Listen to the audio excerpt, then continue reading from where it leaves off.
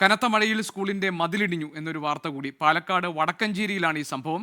മംഗലം ഗാന്ധി സ്മാരക യു സ്കൂളിന്റെ മതിലാണ് ഇടിഞ്ഞു വീണത്. ശ്രീജിത്ത് ശ്രീകുമാറിനുണ്ട് വിവരങ്ങൾ നൽകാൻ. ശ്രീജിത്ത്, രാവിലെ നമ്മൾ ഈ ദൃശ്യങ്ങൾ കണ്ടതാണ്. ആ ചാരുമതിൽ കംപ്ലീറ്റ് പൂർണ്ണമായിട്ടും അതിന്റെ അരികുമതിൽ ഇടിഞ്ഞു വീണതാണ്. ഭാഗ്യം ഇന്ന് ക്ലാസ്സുകളില്ല. സ്കൂളിന്റെ മതിലാണ് ഇടിഞ്ഞിരിക്കുന്നത്.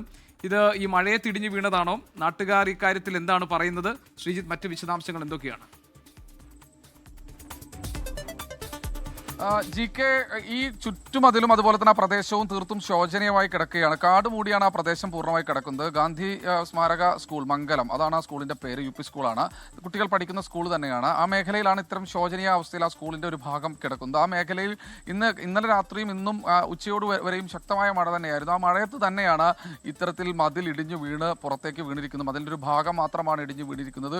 കാര്യമായ രീതിയിൽ കുട്ടികൾ ഉണ്ടായിരുന്നില്ല. കുട്ടികൾ ഉണ്ടെങ്കിലും ഈ മേഖലയിലേക്ക് കുട്ടികൾ വരാനുള്ളൊരു സാധ്യത വളരെ കുറവാണ്.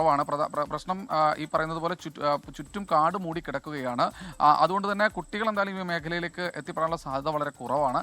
എന്തായാലും വളരെ ഗുരുതരമായ ഒരു പ്രശ്നം തന്നെയാണ് നടന്നിരിക്കുന്നത് നാട്ടുകാർ പറയുന്നുണ്ട്. ഇത്തരം ശോചനീയാവസ്ഥയിൽ ഉള്ളൊരു സ്കൂളിൽ കുട്ടികളെ പഠിപ്പിക്കുന്നത് വളരെ ബുദ്ധിമുട്ടാണ് എന്നാണ് ഒരു വിഭാഗം ആളുകൾ പറയുന്നത്. എന്തായാലും ഇന്ന് നേരത്തെ ജി കെ സൂചിപ്പിച്ച പോലെ തന്നെ സ്കൂൾ ഉണ്ടായിരുന്നില്ല, ആളുകൾ ഉണ്ടായിരുന്നില്ല. അതുകൊണ്ട് പുറത്ത് നിൽക്കുന്ന ആളുകൾക്ക് പോലും കാര്യമായ രീതിയിലുള്ള പരിക്ക് പറ്റിയിട്ടുണ്ടായിരുന്നില്ല.